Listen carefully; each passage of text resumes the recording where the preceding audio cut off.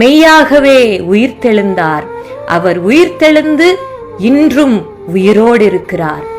நம் மீட்பர் உயிரோடு இருக்கிறார். ஆகையால் நீங்கள் சந்தோஷப்பட்டு களி கூறுங்கள். இனி அழ தேவையில்லை, எதற்கும் பயப்பட தேவையில்லை. அவர் மரணத்தையும் பாதாளத்தையும் வென்றவராக உயிர்த்தெழுந்தார். அவர் பிசாசின் சகல அதிகாரங்களையும் துரைத்தனங்களையும் சிலுவையிலே முடித்து விட்டார்.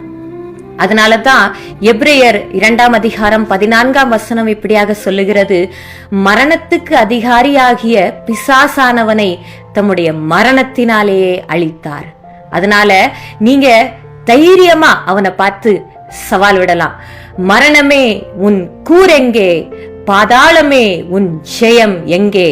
மரணத்தை ஜெயித்த இயேசு கிறிஸ்து, வெற்றி வேந்தனாம் இயேசு கிறிஸ்து எனக்குள் இருக்கிறார்.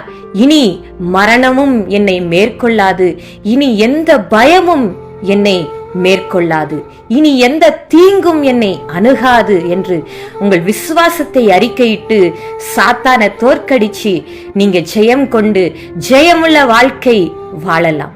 ஏன்னா இயேசு கிறிஸ்து எப்போதும் உயிரோடு இருக்கிறார்.